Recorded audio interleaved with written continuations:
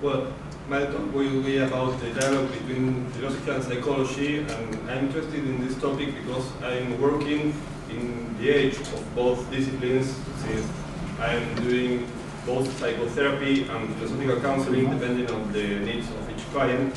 And I'm also doing research about concepts from an empirical and from a philosophical point of view. Empirical research about concept learning and philosophical research about the conceptual framework of theories. First, a few assessment of current philosophy. The last 200 years of professionalization of philosophy has simulated both upsides and downsides. Perhaps the most typical example of this professionalization is analytic philosophy. Between the upsides, philosophy has achieved a high level of specialization, systematization, and philosophical progress, but between the downsides, philosophy has often become a sophisticated precision tool that only serves to adjust a small truth, in the words of Guillermo Hurtado, an analytic philosopher but critical of some aspects of this tradition. And philosophy has abandoned the idea of generating worldviews, that is, a set of answers to questions regarding human existence that can help people to transform their lives through the exercise of critical reasoning. Philosophy has often become irrelevant to the rest of the culture, and philosophy often lacks a political engagement. Those were some of the prices of this professionalization. There have been some answers to those downsides.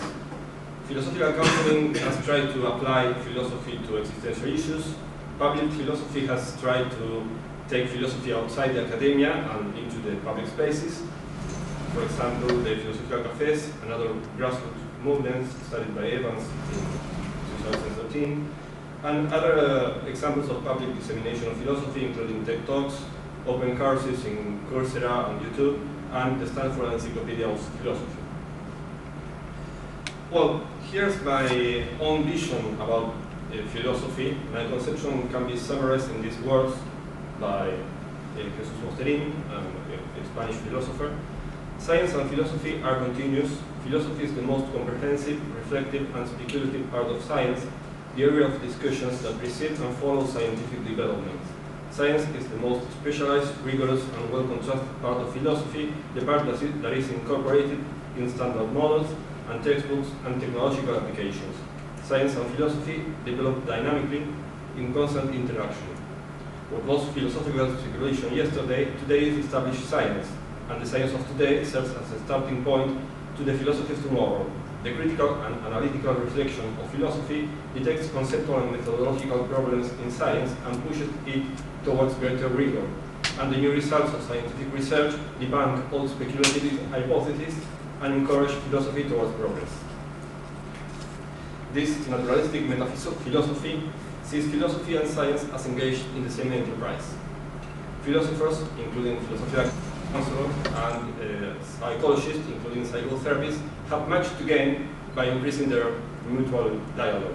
Psychology can contribute with the systematic testing of empirical claims that are relevant for philosophical practices, while philosophy can contribute with the critical analysis of concepts, assumptions, and arguments that are relevant for psychological practices. Nevertheless, some misconceptions have prevented a more fruitful dialogue between these disciplines. For example, philosophy of psychotherapy is still underdeveloped in comparison with other areas of the philosophy of the sciences and the technologies. There are many ontological, epistemological, and axiological issues in psychotherapy that are in need of philosophical analysis. That's strange because the emergence of philosophical counseling would have been a good moment to increase the comprehension, the philosophical comprehension of different psychotherapies, their downsides and their upsides. But this didn't happen. In fact, the opposite thing happened. Philosophical counselors usually adopt a wrong conception of psychotherapy, which is transmitted in several proposals of demarcation between philosophical counseling and psychotherapy. I will give an example, but there are many others with the same characteristics. This example is from Mieczysławik in 1995. He says psychotherapy makes a DSM diagnosis, while philosophical counseling doesn't. Psychotherapy has a focus on symptoms, while philosophical counseling has a focus on worldviews. Psychotherapy is guided by the psychotherapist, while philosophical counseling is guided by the counselee.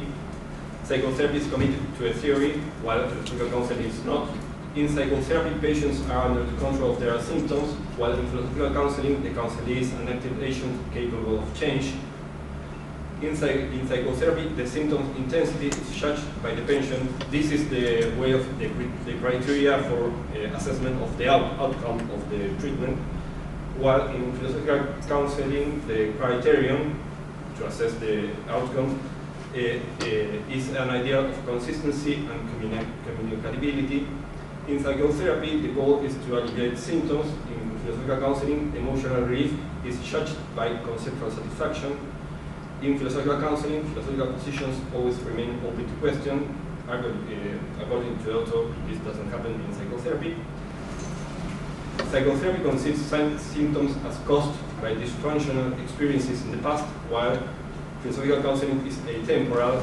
This is related to the conceptual analysis, which is considered atemporal. In psychotherapy, symptoms cause occupational and social distress, while in philosophical counseling, philosophical concerns generally do not impair social and occupational function. But this demarcation is based on wrong assumptions. First, only a subset of psychotherapy has a focus on DSM diagnosis and their symptoms. The rest of psychotherapy, which is called by Barlow generic psychotherapy, has a focus on many other issues, including worldviews, studied by Rivera, and personal growth.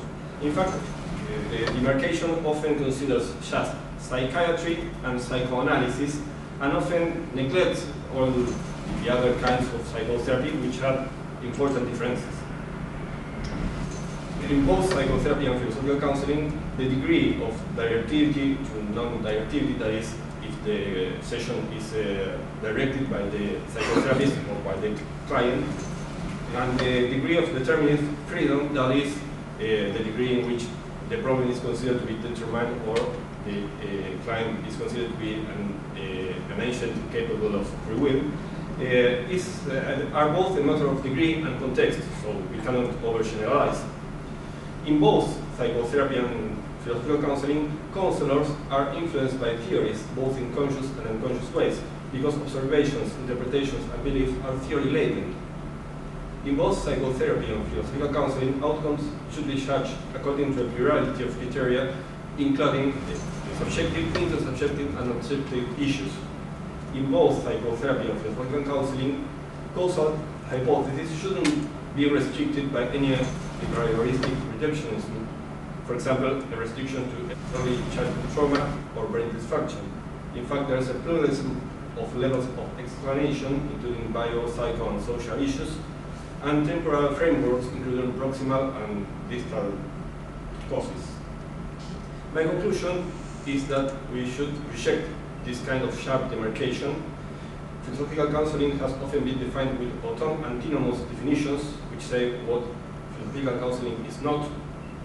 Most of these definitions are based on a sharp demarcation between philosophical counseling and psychotherapy, but this sharp demarcation can only be done by making a strawman of psychotherapy, by neglecting the more philosophical approaches to psychotherapy, including humanistic existential therapy, cognitive therapy, and third-generation behavioral therapy. This strategy has disseminated a wrong conception of psychotherapy and has prevented a more fruitful dialogue between philosophical counseling and psychotherapy. So it's preferable to avoid such neglect and to accept that there is no sharp distinction between philosophical counseling and psychotherapy.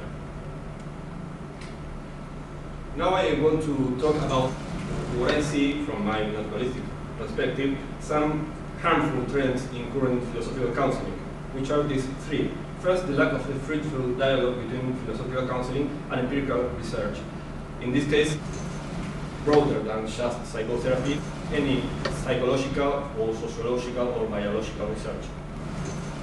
The second point is that some methods of philosophical counseling promote an unreasonable idea of neutrality and a restriction to a question-answer modality, rejecting other communicative behaviors. The third one is that some methods of philosophical counseling seem to be unaware of our tendencies to make cognitive errors like confirmation bias or the confusion between correlation and causation. The first point, the lack of a fruitful dialogue between philosophical counseling and empirical research. There are several issues which could benefit by an interdisciplinary approach. For example, interpersonal communication, personal experiences, belief systems, argumentation, reasoning, cognitive errors, biases, meaning of life. But the dialogue between the disciplines, the philosophical counseling and empirical research, is underdeveloped. There are a few examples, but mostly it's an underdeveloped area. Why is this dialogue underdeveloped? I think one of the reasons is prejudices against the scientific method. Another reason is the kind of demarcation that I talked earlier. But, for example, Anders Lindseth claimed that the method of proposing and testing hypotheses is worthy for exploring the external world, but it cannot be applied to the realm of personal experiences. But I think it's wrong about this, because experiences can also be fruitfully explored with the method of proposing and testing hypotheses. This was argued by Manzavinos in 2005 in his book Naturalistic Hermeneutics. Here's an example. A woman thinks and feels that she doesn't like to dance. After a deeper exploration of this experience, she might realize that she doesn't like the kind of music, the loud volume, the lack of communication, the shame for not dancing very well, and the loneliness when nobody notices her presence. Then she realizes that none of those things means she doesn't like dancing. If she changes those things, perhaps she might enjoy dancing.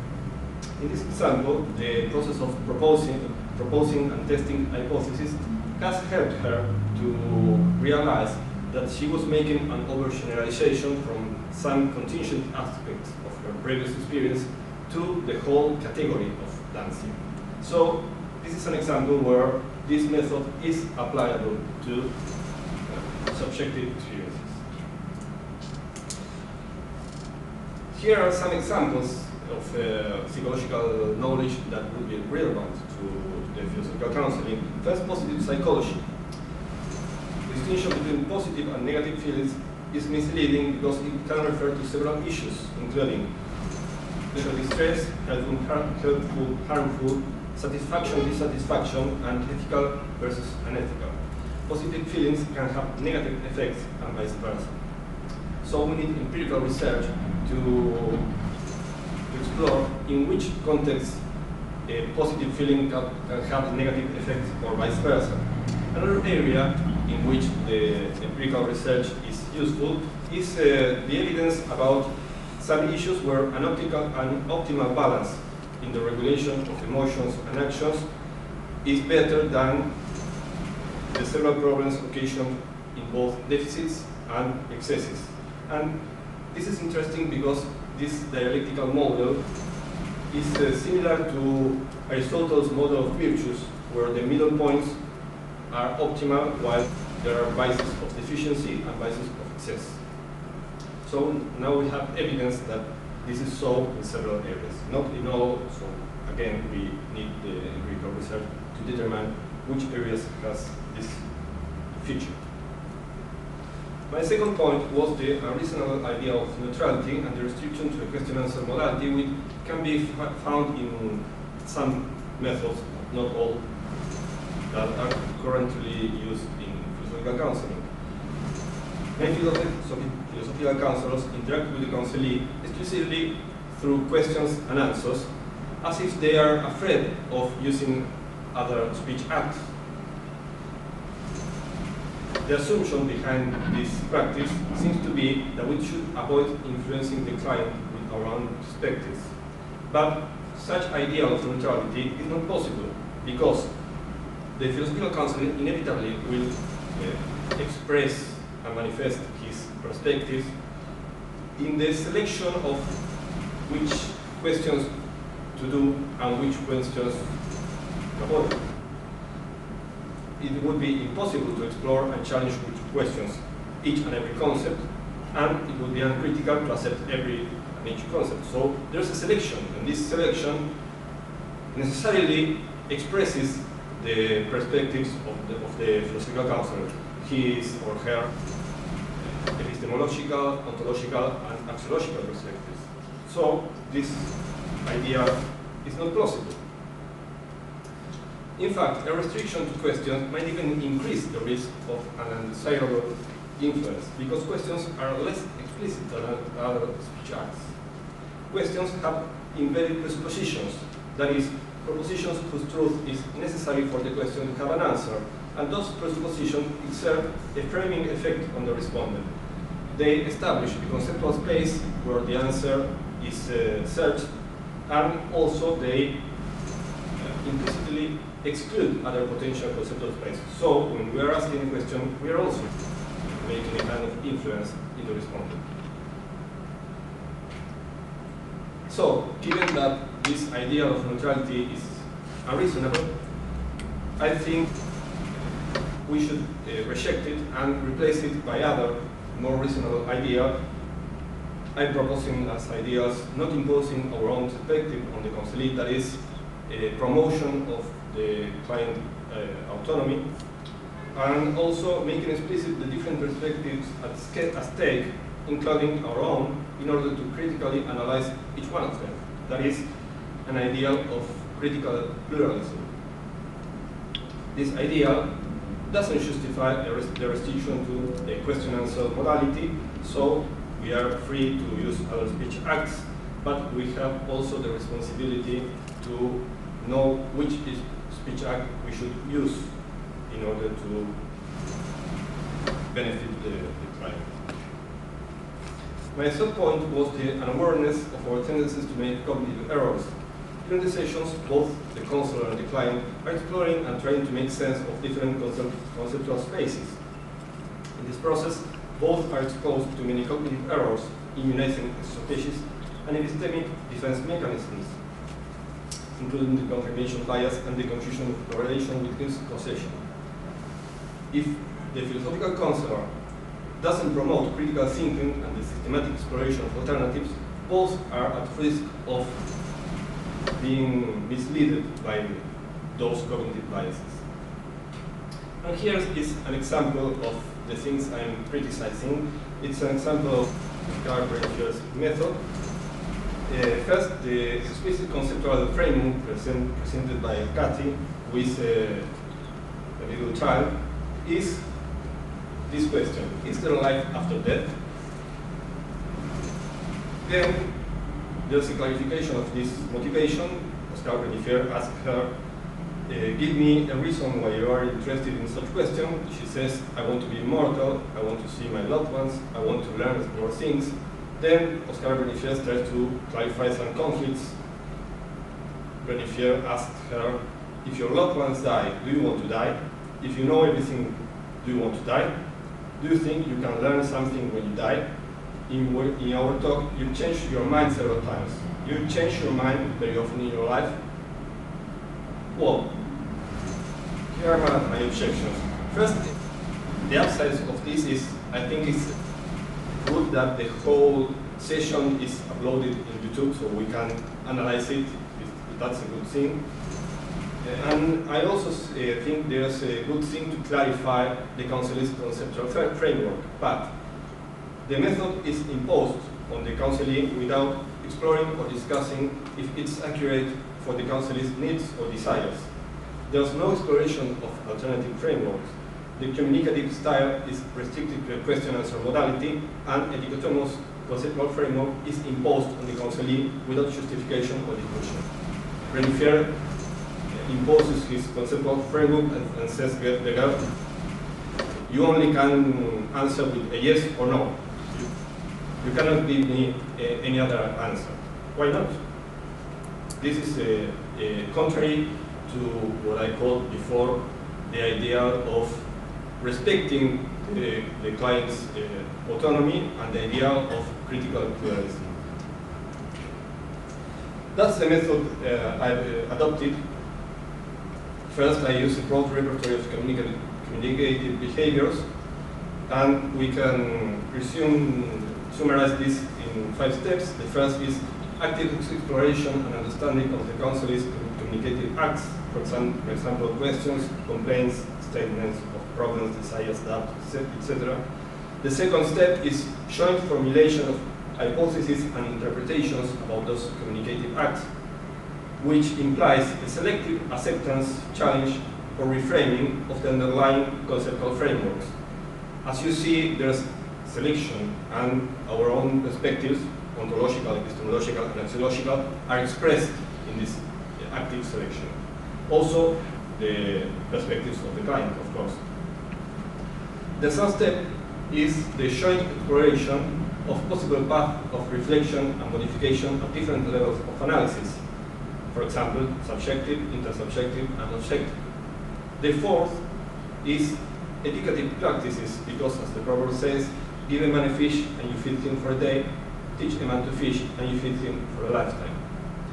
And the fifth is joint proposal of autonomous activities related to the explored topics, which can be analyzed in the next encounter. Here are some examples. The first one is Rosa. Her explicit conceptual framework is, what should I do? Move my mom to a retirement home and oppose her will of living alone, or respect her will and accept the risk of living alone? Well, the context is that her mother is lucid, the risks are related to physical, not mental conditions. Rosa fears that she will feel guilty if her mother has an accident. First, there's a clarification of this conceptual framework. It's reframed as a kind of dialectical framework between autonomy and care. The option of autonomy doesn't necessarily imply, as Rosa thinks, an indifference or a lack of responsibility towards her mother. So this dialectical framework is analyzed with her. Then there's an exploration of alternatives. To whom does your mother life belong? What's more valuable in life, its duration or its plenitude? If your mother's life belongs to her, then you are not guilty for respecting her choice. Her choice deserves to be respected, even if her perspective is different from yours, which is the case. That's the virtue of tolerance, accepting that other people have different values. Conclusion, Rosa says, I probably respect my mother's will, but I need to think more about this problem. Thanks to our exchange, I have a broader perspective to deal with this issue. Another example, Isabel. Her explicit conceptual framework is, my husband wants a baby, but I'm not sure whether I want it to be a man. The context is that Isabel's husband wants a biological child, but rejects the possibility of adoption. Isabel loves children, but also loves her job as pottery teacher, which is the main source of meaning of her life, and she fears that the child will constitute an obstacle to her more loved activities. Then there's the second step, the clarification of her conceptual framework. There's a choice between potential paths of life, and there are some differences between her values and her husband's values. Then there's the third step, the exploration of alternatives. Several issues are explored, like social pressures related to maternity, possibilities of distributing parental responsibilities, potential sources of a life's meaning, and potential costs and benefits of each path. The conclusion, she says, I think a child will be an obstacle for the kind of life I want to live. I love my husband, but if he wants a different project of life, I'm open to the possibility of a divorce. Another example, Ricardo, his first explicit conceptual framework. I cannot understand why my sister committed suicide. I like to go back in time and do something to prevent it. I feel guilty for not doing enough to save her. The context, Patricia, Ricardo's sister, wanted to be a radio announcer. Her parents tried to convince her to choose a more prestigious profession like her elder brothers. Patricia committed suicide after failing the test to be accepted as a student in her chosen career.